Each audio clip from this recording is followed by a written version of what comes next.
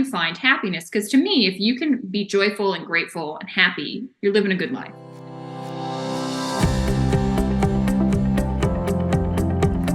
Welcome to From Betrayal to Breakthrough. I'm Dr. Debbie Silber, and today's guest is Danielle Matthews. At the age of 23, Danielle was hit by a drunk driver and sustained a life-altering injury to her brain. The medical world said there was no hope of recovery and told her to accept this life as her new normal.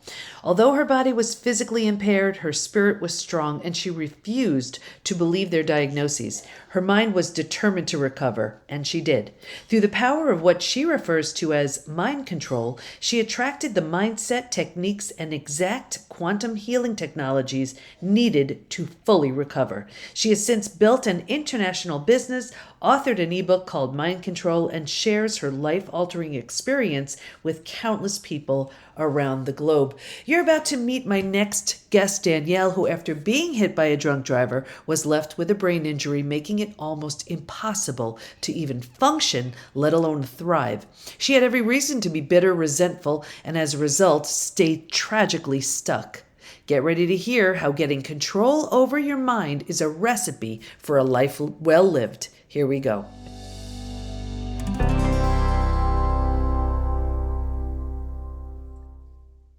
Okay, everybody, we are here with Danielle Matthews today, and we're talking about something a little bit different. We're going to be talking about mind control and how it's all in your head. What did I just say? Yes, I did. No, it's not insulting. You're going to see how we can do so much with your mind. And while betrayal hits us physically, mentally, emotionally, psychologically, spiritually, we can do so much with our mind to pull us out of this big mess. So welcome, Danielle. Hey, thanks for having me on. Of course. Well, you know, it was really your story that had me so interested in getting you on the podcast. Can you share it? I would love to. So my story kind of starts, I got to go back 10 years. I was in a really severe car accident. I was 23 years old, living life, in the way that any 23-year-old would. I was working, I was snowboarding on the weekends, I was having a great time. And I got hit by a drunk driver. And my world it stopped. I sustained a brain injury in the accident, and it prevented me from really being able to go back to work. I couldn't concentrate for more than 10 minutes without just getting completely overwhelmed. I couldn't handle input, like any sort of like light or noise was completely overwhelming to me. I had pounding in my head that was just relentless. The migraines were awful.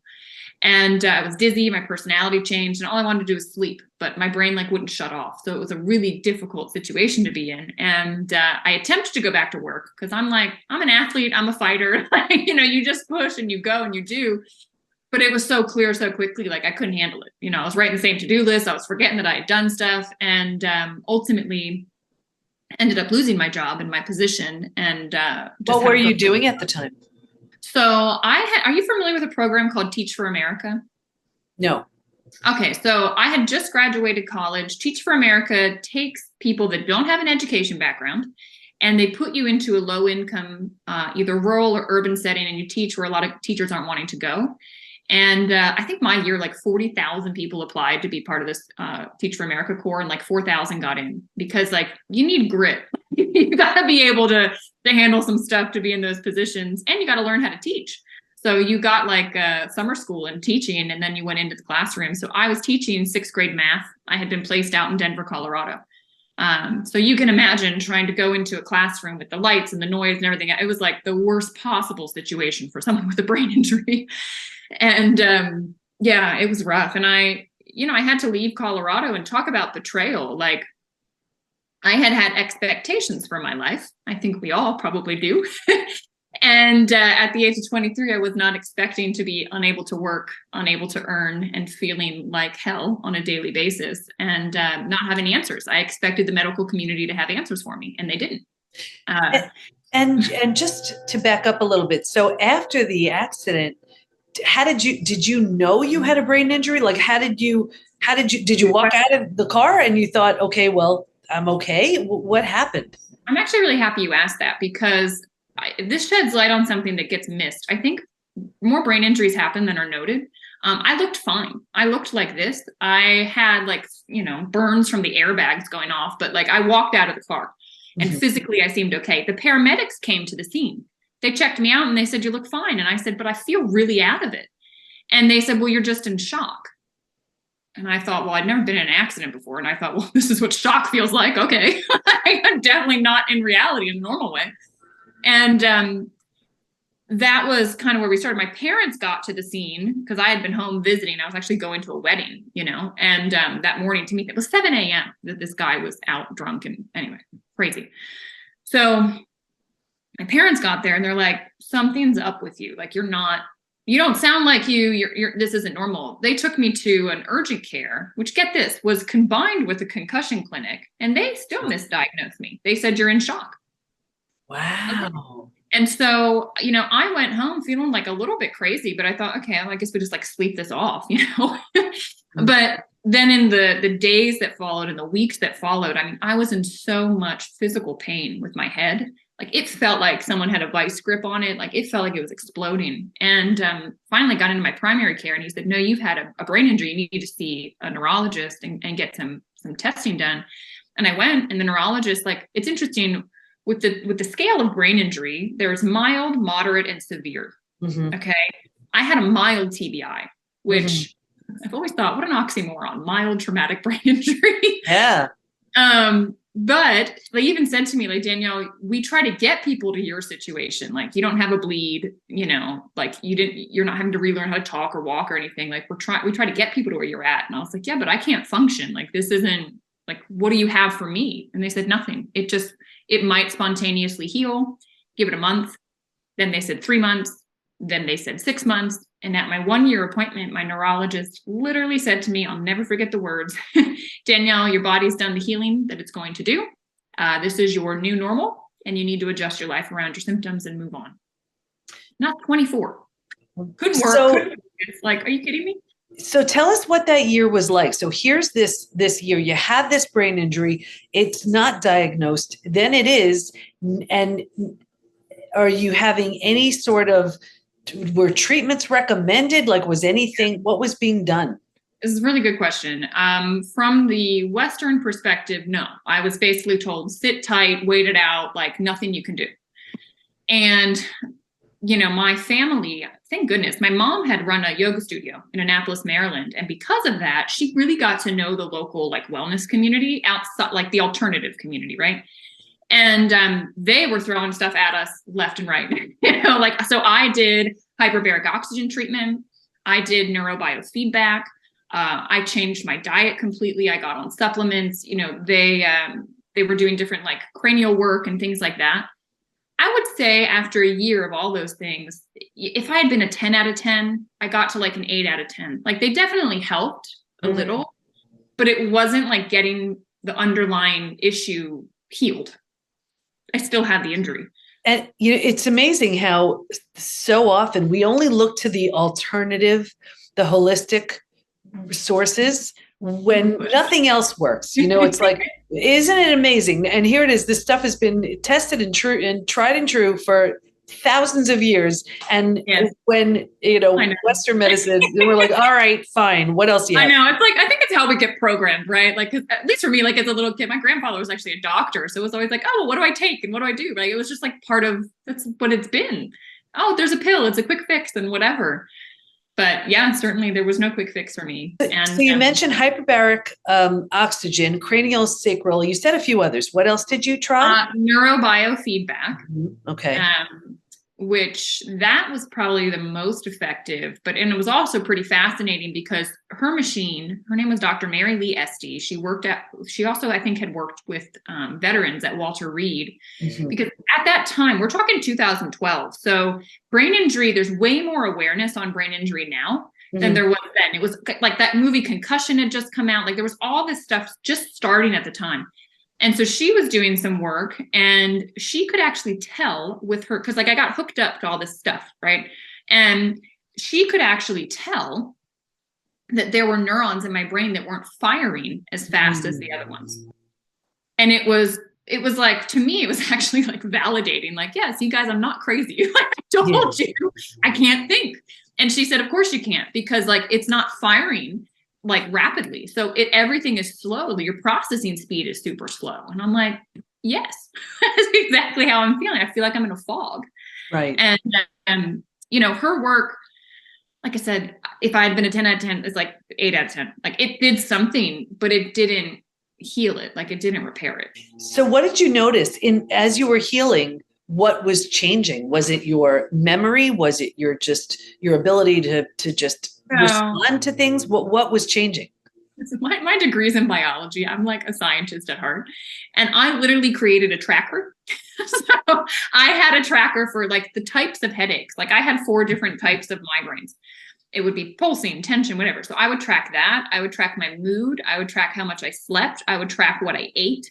I would track, how many naps I had to take, different things like that. What activities I did, because I was trying to dial in like what is stimulating me to get worse? What is stimulating me to feel better? Like, how can I start to control my environment a little bit more? And I started to notice that the foods I was eating were impacting me.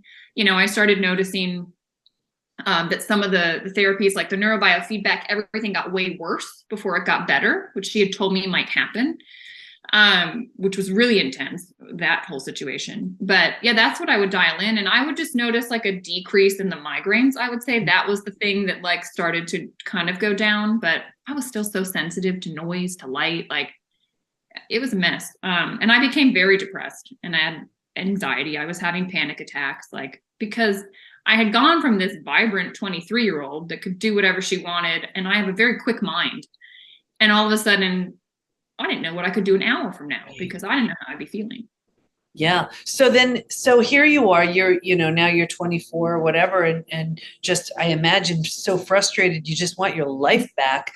And so some things were helping you heal. And as you mentioned, an 8 out of 10, was there a turning point or something where you were like, you know what, today's the day, or this did it, or this led to that next? Yeah. There were 2 turning points because there was my emotional health and there was my physical health. Mm-hmm. So since we've been talking physical, let's kind of finish out on that. And then I'll tell you, this is where the mind control stuff comes in. So my physical health changed because an acupuncturist that had known my mom called her and said, I've come across a breakthrough. It supports cellular signaling. She said it literally just adds back the signal that helps your cells to alert where there's damage. So the body can come in and repair. And she said, you made more when you were younger, which Danielle's young, but she has so much damage. It must be like 1 bar of service, right? Like the signal's just not loud enough. And she said, I think it could help. It was helping all of her clients. I mean, she was talking about how it was helping just digestive stuff, lung stuff, like all these things. And she said, I think it would pass the blood-brain barrier because this is native. Like it's the exact same stuff that the body's making. They're called redox signaling, which just stands for reductants and oxidants. Very briefly, reductants have a negative charge, oxidants are positive. So on the cellular level, everything's electron transfer, right? That's how the communication happens. So it just increases that communication.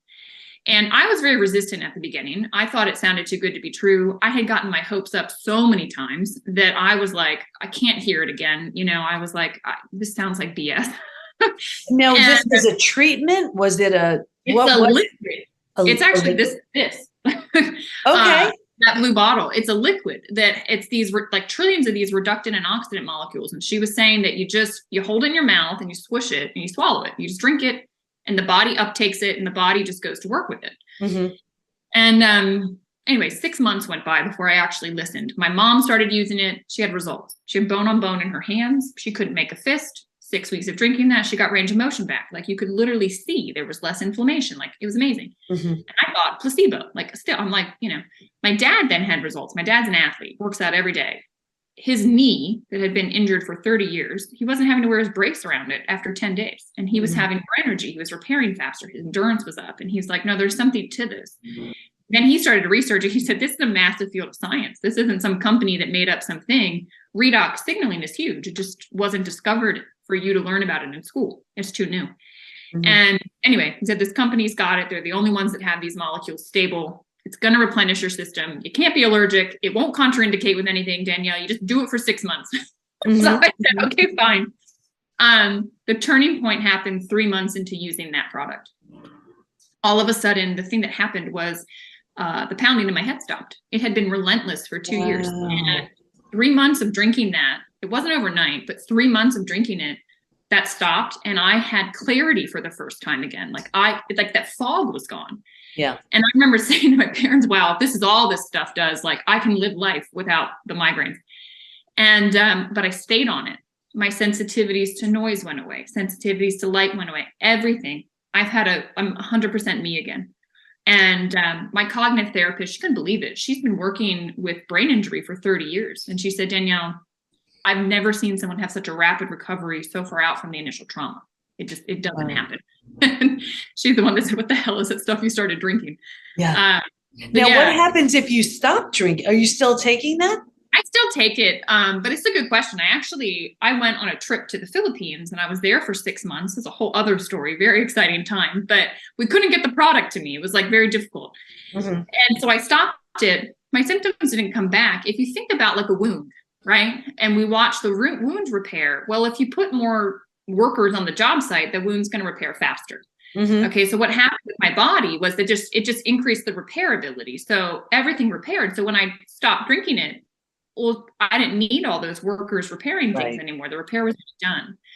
So, but what I noticed was that there is another level of health that I feel when I take it. And it's like also to me to be proactive, because having lost my health once, I'm like, never again, Right. So I want to make sure we talk about the emotional aspect of it, because just sort of losing control over, we want our minds to work a certain way and they're just not doing what we want it to do. And there's so much frustration, and then our plan is foiled and all of this stuff.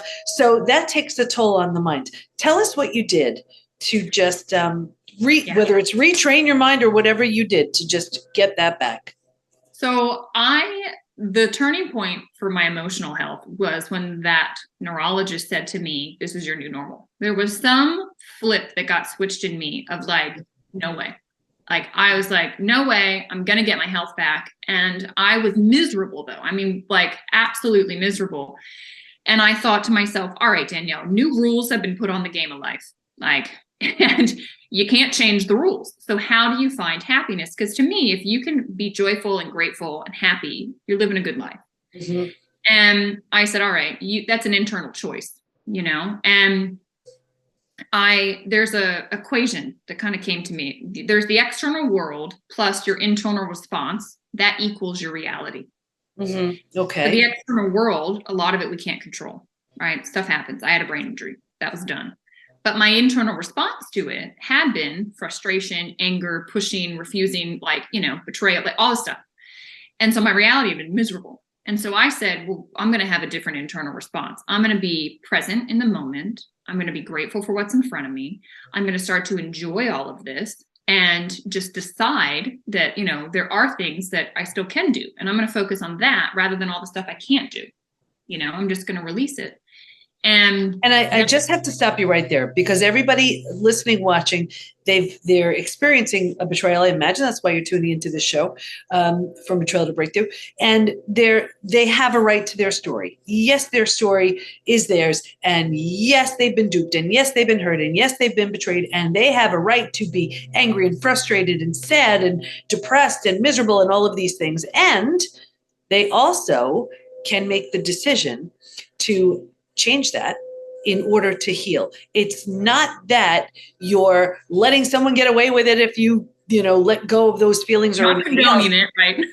But what you are essentially doing is saying, I'm more important. My health is more important. My well-being, my happiness is more important. So even though all those things happened, I'm going to make that choice just to change my mindset. So when you started doing that, tell me the difference in what you felt.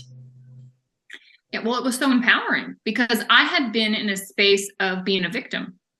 And when you're a victim, you give your power to something else. And you say, well, they have power over me. There's nothing I can do. And so I had given away my power to this accident. And when I said, forget it, like, I'm deciding that I'm going to be happy. I'm deciding I'm going to be present. I'm going to find stuff to be grateful for. I took my power back and I got out of the victim space. And I mean, yeah, rightfully so. People, oh, you were a victim in the accident. Okay, fine. But it happened. So now what am I going to do about it? And it doesn't mean I condone that he drove drunk. It doesn't mean that I'm happy that I have a brain injury, right? It just means, well, I'm accepting what is in front of me. And now from a solid space, I'm going to react and respond to it in a way that's going to make my reality be joyful. Because and I have to tell you, acceptance is so huge. And out of the 5 stages from betrayal to breakthrough that I teach, and that's all we do within the Institute, the PBT Institute, that's stage 4, the most common place that everybody gets stuck in is stage 3. We're surviving, and that's as good as it gets. But stage 4 is finding and adjusting to a new normal. And I always explain it. Here's where we accept that we can't do anything to change what happened, but we control what we do with it. That decision starts the transformation right there. It does. Because we're no longer just clinging to what was, or clinging to the story, or hoping and wishing it was different, all of that. We've accepted. With that also comes a little bit of grief, or maybe a lot of grief, because you can't undo it. And you're truly acknowledging, okay, you know what? It happened, all of it, and it's time to start a new life. It sounds like that's what happened with you. That is. And I want to share like these 4 steps. So this is what I wrote about in my book, Mind Control. It's all in your head, because this is what I realized. The 4 steps are this: observe, realize, control, create. So first step, you need to start observing the thoughts that are happening inside of your mind. Okay. Because a lot of times we're so identified with our thoughts, we think that's us. No, you are the person and thing there before, during, and after every thought. These thoughts are coming in and they are driving you nuts. They're taking you on a roller coaster. You don't have to choose to engage with them, but observe them, because they're giving you a window into the lens that you're looking at the world with.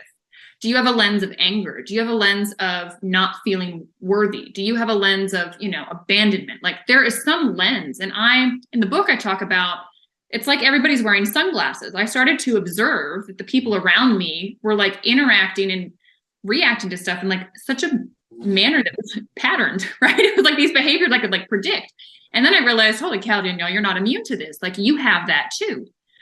And so that observation was key, and not to judge yourself, to just go, well, isn't that interesting? I wonder why this situation happened. And, I'm feeling angry. Like, why?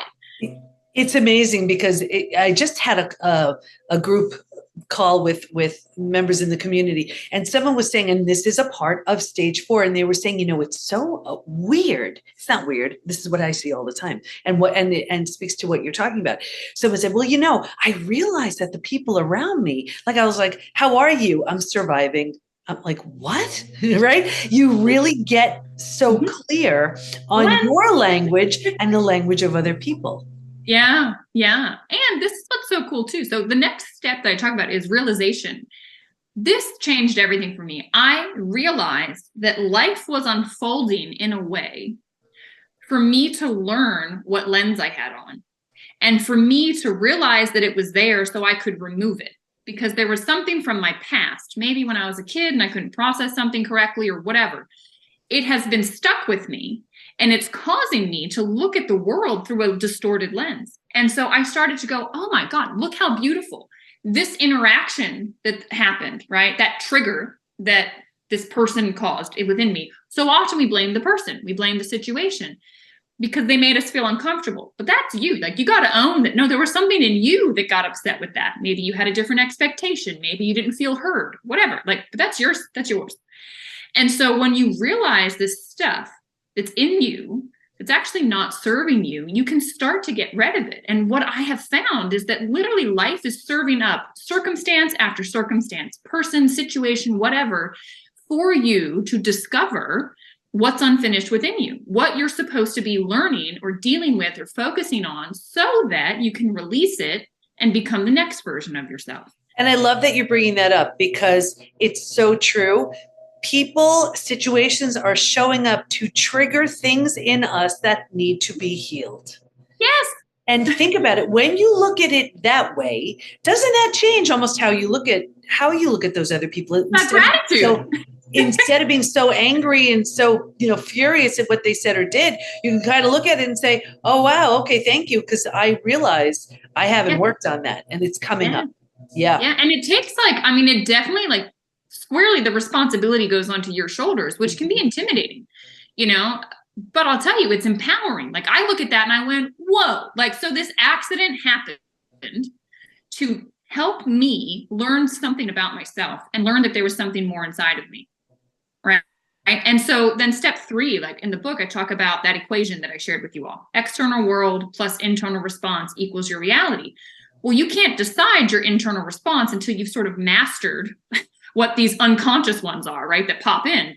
Now that you've realized, like, oh, that's something that's not serving me, or, well, why am I being like that? I don't want to. You can choose the response rather than reacting in the like emotional way. You can choose the response you want to have, so your reality starts to shift.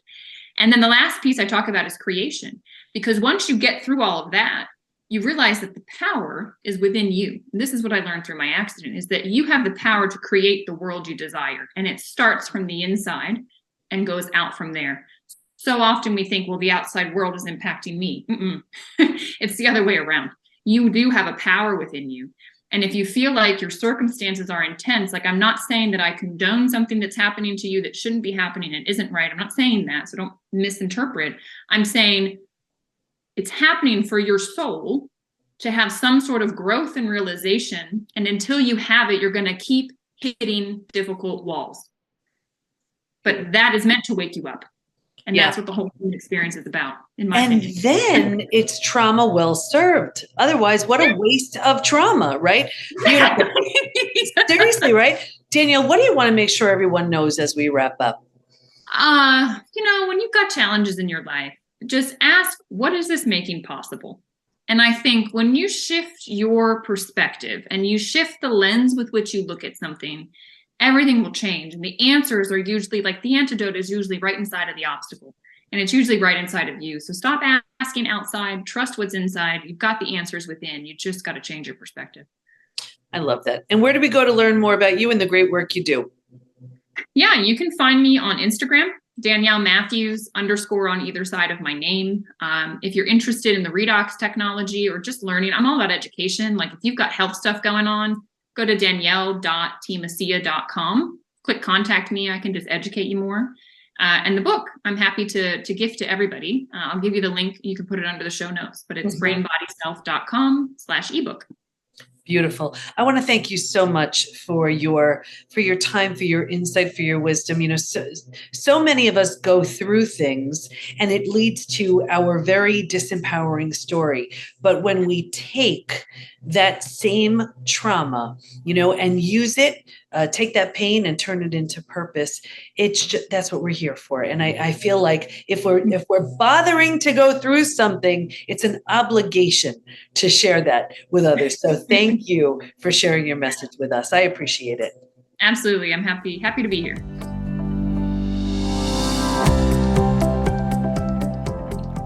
Migraines are debilitating. Can you imagine having one every day for over a year? The relief Danielle must have felt after that must have been life-changing. And the changes that have followed are why she's so happy and healthy now. Stay in touch with Danielle by going to brainbodyself.com, and we'll have all of her information in the show notes at thepbtinstitute.com/podcast. Here's my biggest takeaway.